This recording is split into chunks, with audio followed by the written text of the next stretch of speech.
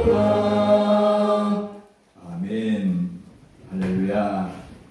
우리 사랑하는 성도 여러분, 부활절 세 번째 주일을 맞이하여 거룩한 성전에 나와 함께 예배하는 저와 여러분에게 창조주 우리 아버지 하나님과 그의 독생 성자 예수 그리스도의 부활의 권능과 사랑과 은혜가 여러분들에게 가득하시기를 간절히 기원합니다.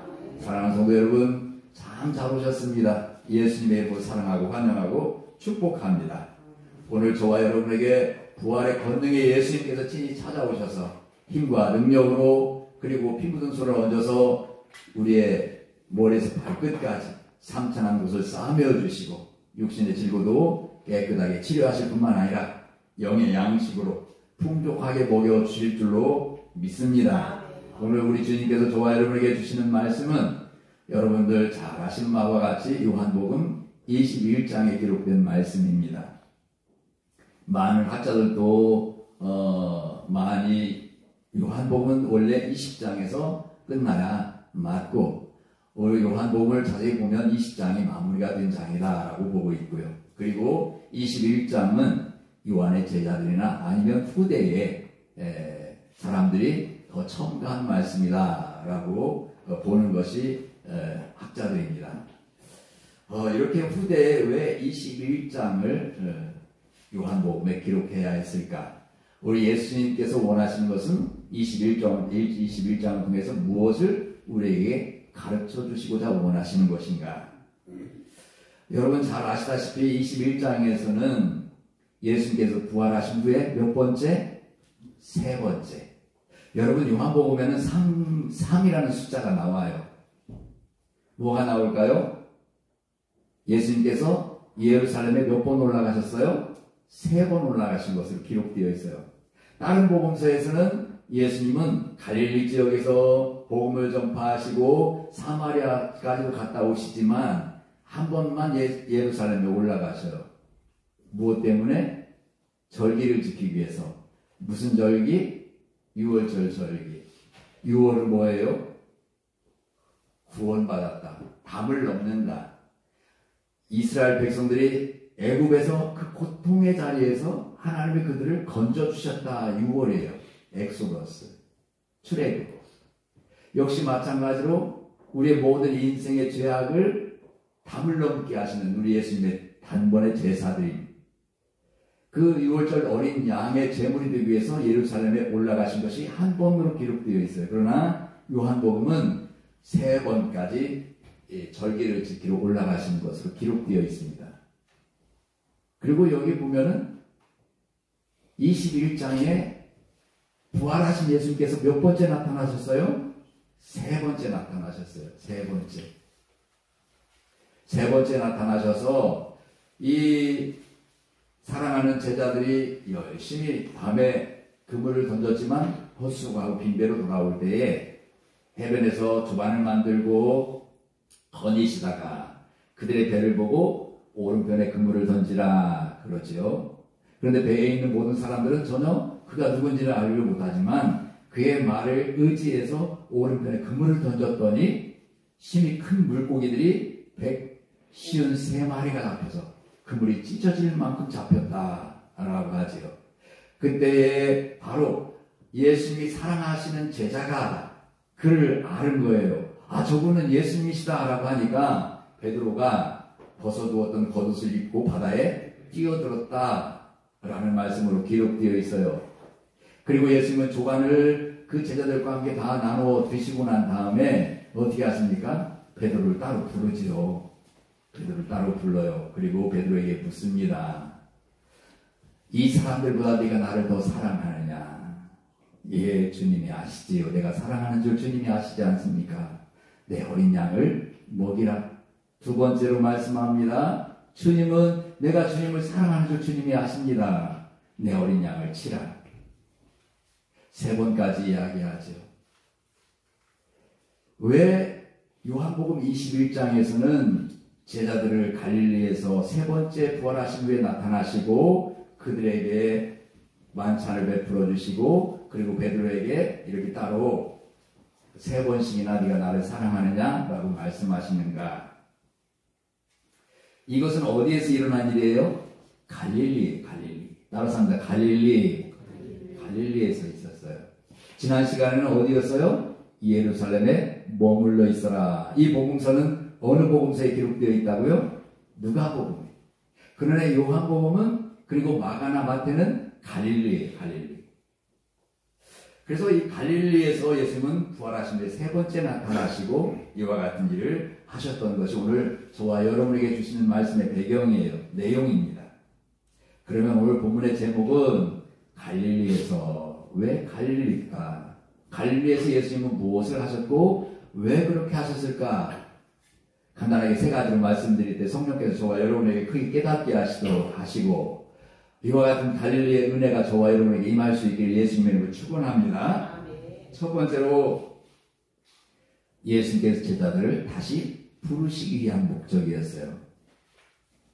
시몬 베드로가 나는 물고기 잡으러 가노라 하니 그들이 우리도 함께 가겠다 하고 나가서 배에 올랐으나 그날 밤에 아무것도 잡지 못하였더니 요한복음 21장 3절의 말씀입니다.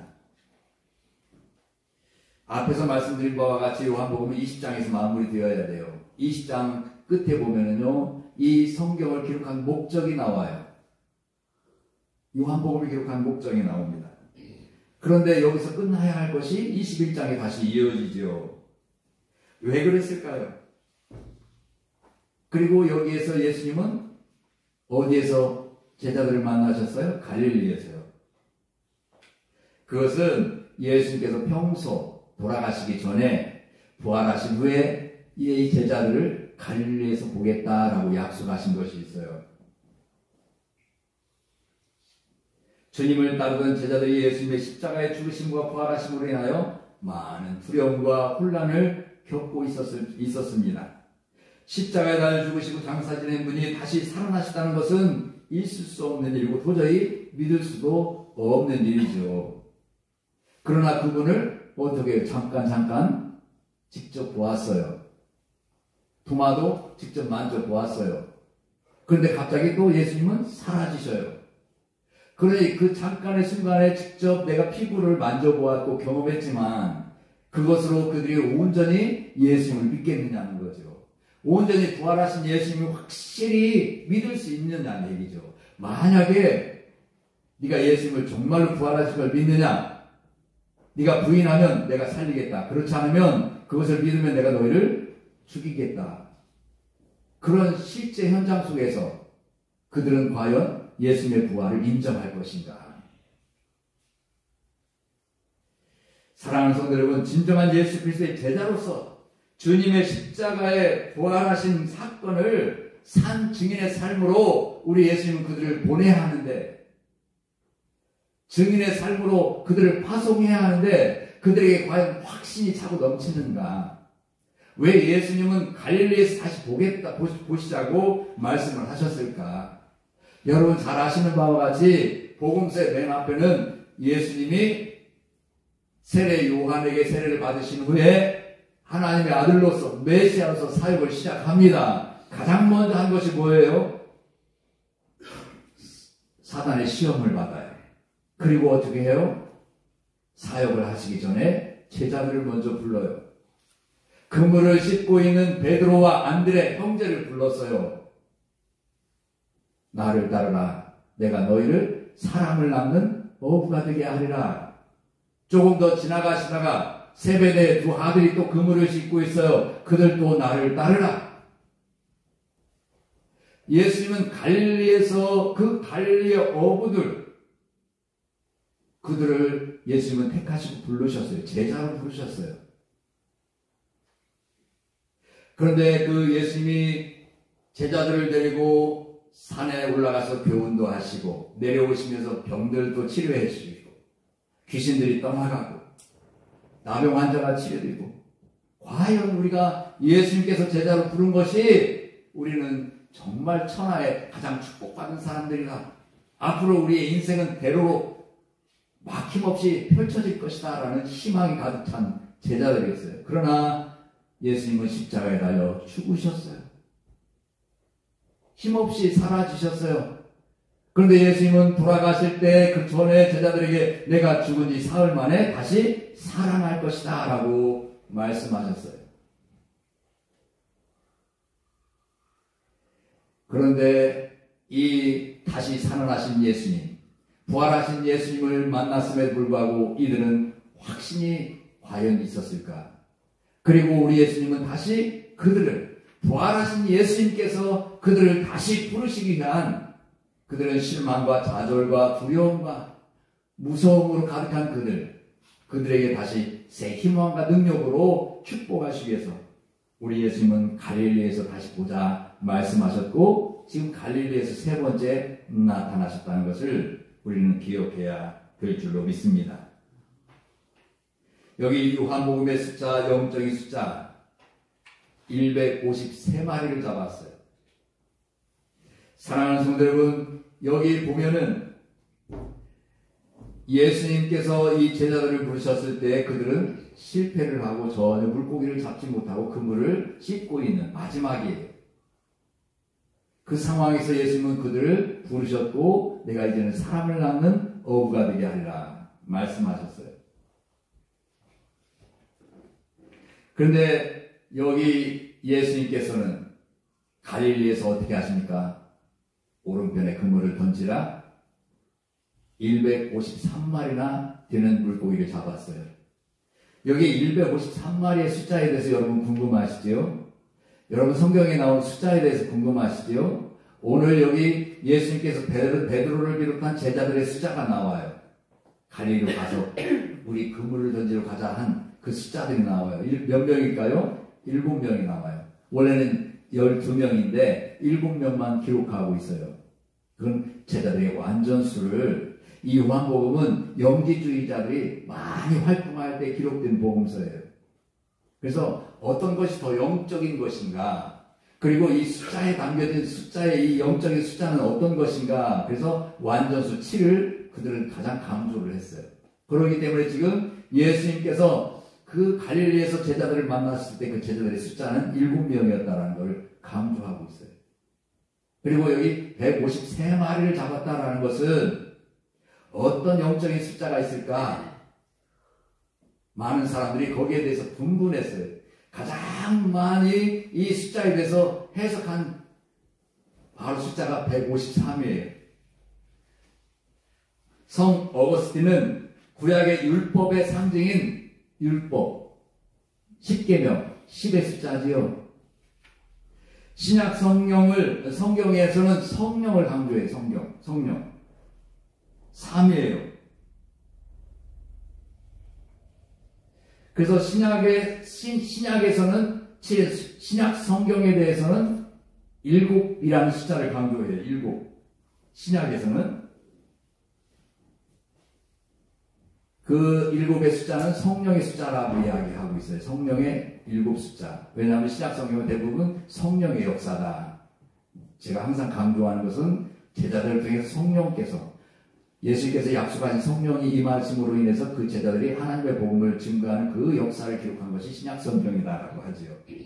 그래서 이 신약의 7 숫자, 그 숫자는 더하면 17이에요. 이 17을 1에서 17까지 하나씩 더하면 153이 나온다는 거예요. 그래서 신약과 구약에 통틀어서 하나님의 택하신 백성들의 구원하는 숫자가 153이다 라고 성 어거스틴이 주장을 했어요. 반면에 알렉스디아 실리는 이방인의 숫자가 100입니다. 이방인의 숫자가 100. 그 다음에 유대인의 숫자가 50. 그리고 3은요? 성삼위 하나님 3. 그래서 이방인과 유대인 모든 이 세상의 온 인류를 성삼위 하나님을 믿는 사람들은 다 구원을 얻게 한다는 구원의 숫자다라고 알렉산드리아 실리가 이렇게 풀이를 했어요. 그러나 다만 153이라는 숫자는 팩트예요. 당시에 예수님께서 명령하심으로 인해서 물고기를 잡았는데 그 숫자가 몇 마리? 153마리였다.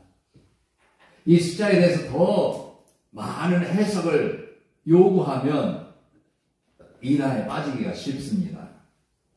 여러분 팩트로만 보십시오. 그 숫자 153마리를 예수님이 명령하심으로 그 153마리면은 작은 마리는 배가 가라앉지 않겠죠. 작은 고기라고 하면 153마리인데 얼마나 크면 그 고기가 크면은 배가 잠길 만큼 그물이 찢어질 만큼 큰 고기가 잡혔겠습니까?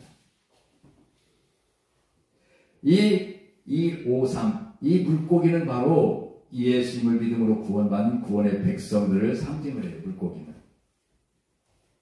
그러나 그 숫자에 대해서는 여러분 연연하지 마시기를 바랍니다. 그래서 우리 예수님께서 갈릴리에서 제자들을 만나신 이유는 십자가에 죽으시고 부활하신 예수께 다시 그 제자들을 사명을 주기 위해서 나를 따르라고 부르시기 위한 우리 예수님의 뜻인 줄로 믿습니다. 두 번째는 오늘 본문의 배경을 보면 주인공이 있어요. 누굴까요? 베드로입니다. 베드로. 예수께서 사랑하시는 그 제자가 베드로에게 이르되 주님이시라 하니 시몬 베드로가 걷고 있다가 주님이라 하는 말을 듣고 겉옷을 두른 후에 바다로 뛰어 내리더라. 아멘. 그리고 난 다음에 조반을 먹고 따로 부른 제자는 바로 베드로였습니다. 예수님의 목적은 베드로였어요. 왜? 베드로를 가장 먼저 불렀고 또한 베드로는 신앙 고백을 가장 멋지게 했어요. 마태복음 16장 16절에 주는 그리스도시요 살아계신 하나님의 아들이십니다. 비로소 하나님의 아들인 것을 깨달았고 인정을 하므로 예수님은 그때부터 내가 예루살렘에 올라가면 십자가에 달려 죽을 것이다. 그래서 무덤에 장사되고 끝나는 것이 아니라 나는 다시 사흘 만에 부활할 것이다. 왜요? 그를 믿을 만한 믿음이 베드로에게 보였기 때문에 그랬어요. 베드로에게 보였어요. 그러니까 그때부터 비로소 예수님은 자기가 당할 일을 밝혀주셨어요. 그래도 제자들은 그걸 원하지 않았어요. 만약에 그게 진실이라 해도 받아들일 수가 없어요. 왜? 우리의 앞으로 보장된 미래가 있기 때문에요. 십자가에 달려 죽는다는 것은 인정할 수가 없는 거예요. 죽지 않아야죠. 영원한 메시아가 돼야 우리가 보좌 좌우편에 앉거나 높은 지위를 얻지 않겠습니까? 그런 목적이었어요. 그래서 베드로가 뭐라고 합니까? 절대 그렇게 할 수 없습니다. 만약에 십자가에 달려 죽으신다고요? 그러면 나는 우리 주님 죽으시는 그 자리에 분명히 같이 있겠고 죽는 일을 마다하지 않겠습니다. 죽는 자리에 함께 하겠습니다. 그랬더니 예수께서 뭐라고 하셨습니까? 네가 오늘 닭이 2번 울기 전에 몇 번? 3번 나를 부인하리라. 닭이 3번 울지 않았어요.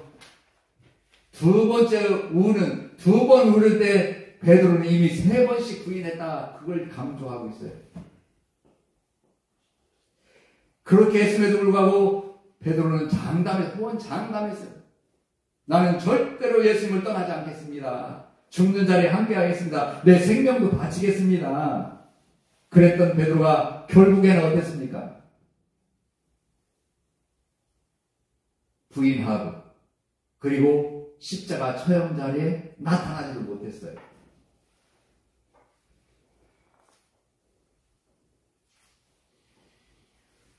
사랑하는 성도 여러분, 이와 같은 베드로. 그런데 중요한 것도 누가복음 5장에 있어요. 누가복음 5장. 다른 복음서에서는 그물을 싹 씻고 있는 상황에서 예수님이 베드로를 불렀지만 누가복음에서는 베드로가 배를 이제 그물을 다 던진 후에 배를 항구에 대고 있었어요. 그때 예수님 마침 오셨어요. 항구에 많은 배들이 있겠죠? 또 어부들이 있겠죠? 예수님은 누구 배에 탔어요? 시몬 베드로의 배를 탔어요. 그리고 조금 떨어져서 나가게 하시고 거기에서 말씀을 전파하셨어요. 말씀을 전하신 후에 베드로에게 명령했어요. 오른편에 그물을 던지라. 베드로가 어떻게 했습니까? 내가 밤새 그물을 던져서 잡지 못했지만 주님의 말씀을 의지하여 내가 던지겠나이다 하고 던지고 건졌더니 배가 가라앉을 만큼 2배 가득 채울 만큼 고기가 잡혔어요. 그것을 베드로가 목격하고 친히 이 기적이 일어남으로 인해서 베드로는 주님 앞에 무릎을 꿇을 수밖에 없어요. 나는 죄인이로소이다. 나를 떠나소서. 베드로가 누가복음 5장에서 기록한 고백, 신앙 고백이에요. 그와 같은 기적의 예수님을 만난 갈릴리 어부가 어떻게 했습니까? 호언장담에서도 결국에는 예수님이 죽는 자에 나오지도 못했고 오히려 재판받는 자리에서 3번씩이나 부인했던 베드로, 그의 심령은 오죽하겠습니까?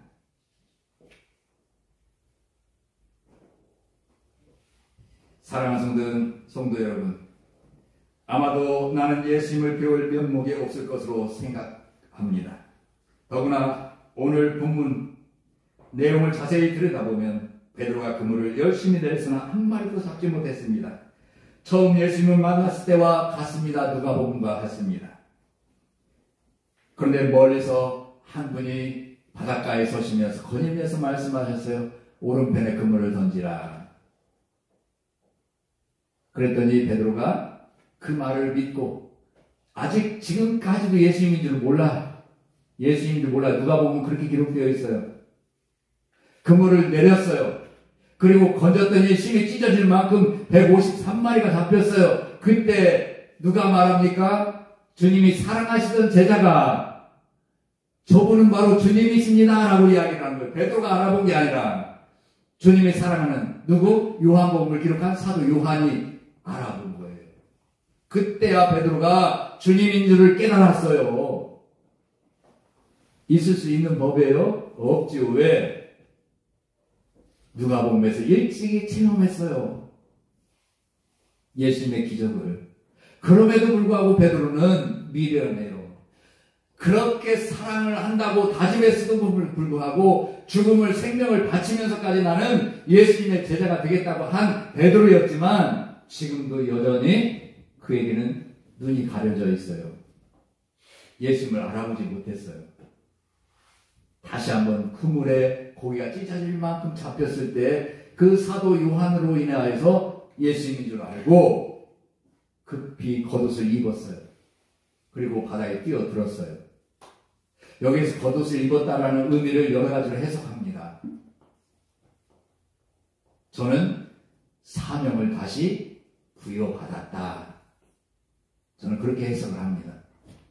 이 겉옷을 입는다라는 것은 그 유대인들의 사회, 옛날 그 고대 사회에서는 손님이 오셨을 때 손님 맞이할 때 내복으로, 우리나라도 마찬가지죠.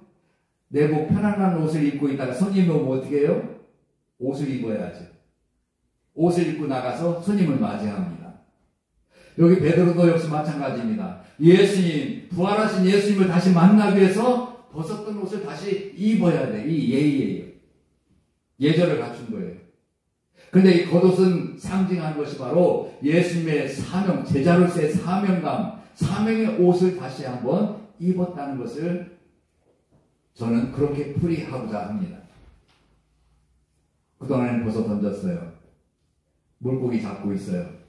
여기서 물고기를 잡았다는 것은 이 제자들이 예수님의 십자가의 죽으심과 부활하심을 체험했음에도 불구하고 실망해서 고향으로 돌아갔다는 것이 아니라 예수님께서 갈릴리에서 만나자 하셨던 그 말씀을 기억하고 마리아의 말을 듣고 갈릴리에 왔으나 먹을 것이 없잖아요.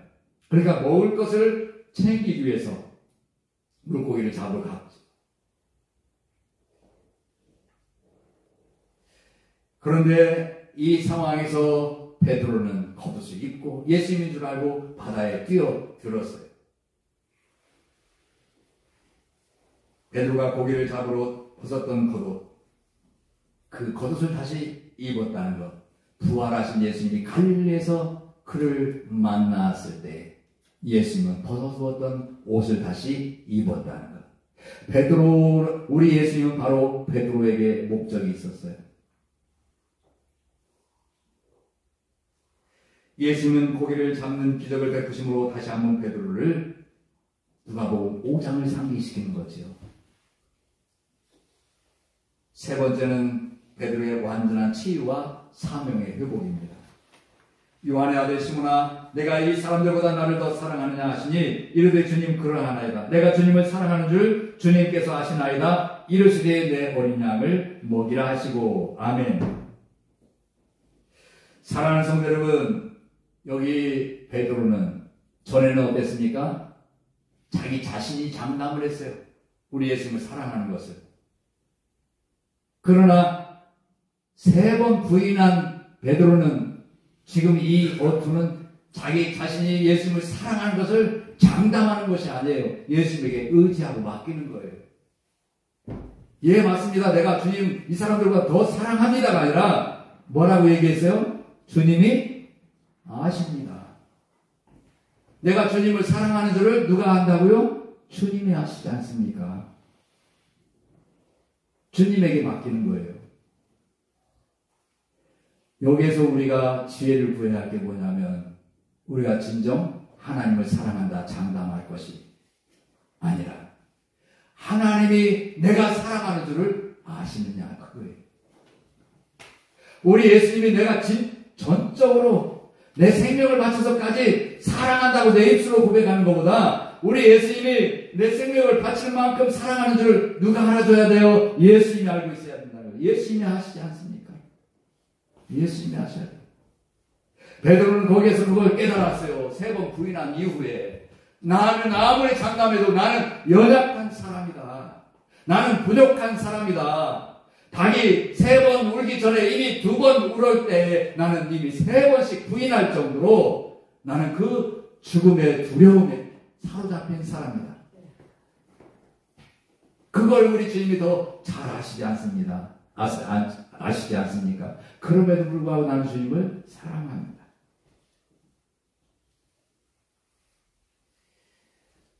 우리 예수님께서 3번씩 질문한 네가 나를 사랑하느냐는 베드로를 책망하는 것이 아니라 베드로가 부인한 것을 책망하는 것이 아니라 베드로가 과연 지금 어떤 마음을 가지고 있을까?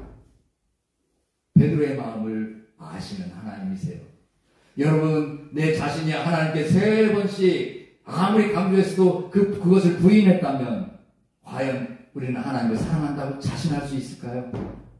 하나님이 명령하시면 내가 순종하겠다고 자신할 수 있을까요? 그렇지 못해요. 나는 연약하기 때문에, 부인했기 때문에. 그 마음은 오죽했을까요?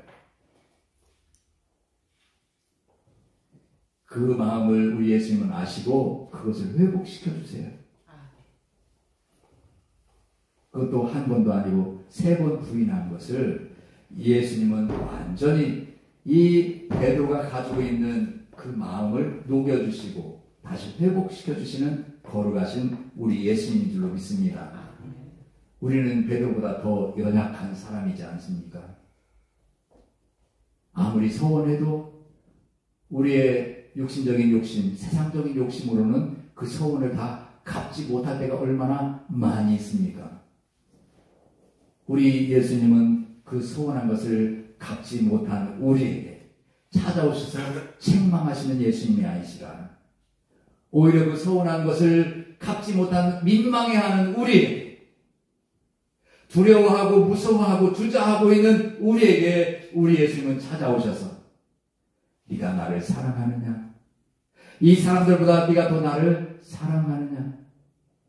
여러분, 내가 하나님 앞에 서원하는 것, 내가 하나님 앞에 결단하는 것 어떻습니까? 주변에 있는 사람보다 하나님을 더 사랑하기 때문에 그런 결단이 나오지 않습니까? 서원이 나오지 않습니까? 내가 생명 바치겠다고 하지 않습니까? 왜요?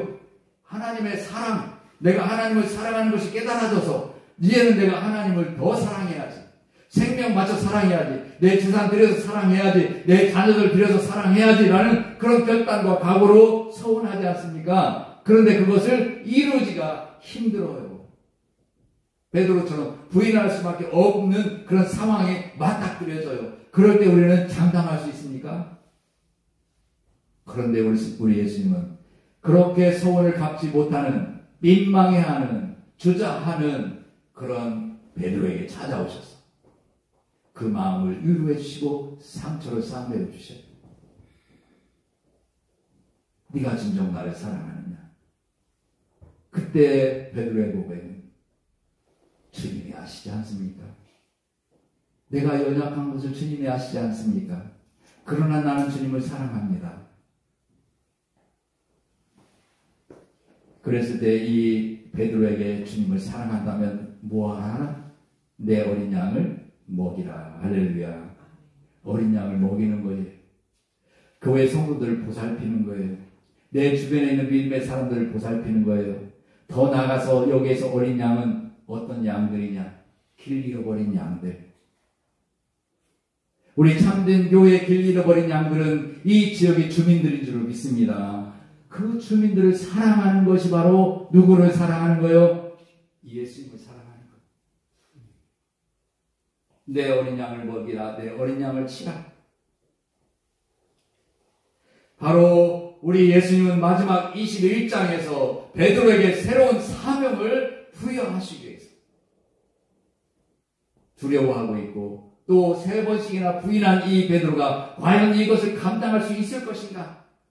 잘 아시는 예수님께서 그를 다시 한번 부르시고 사명을 주시고 회복시켜주시는 의도에서 예수님은 갈릴리로 가라. 갈릴리에서 만나자 말씀하셨고 갈릴리에서 이와 같은 말씀으로 요한복음을 마무리하게 되는 줄로 믿습니다. 사랑하는 저와 여러분, 오늘 저와 여러분 우리 예수님의 음성을 들을 수 있기를 간절히 축원합니다. 네가 나를 더 사랑하느냐? 우리의 대답은 주님이 더 잘 아시지 않겠습니까? 주님이 아시나이다. 거룩하시고 자비로우신 아버지 하나님, 오늘도 갈릴리에 우리를 초청하시고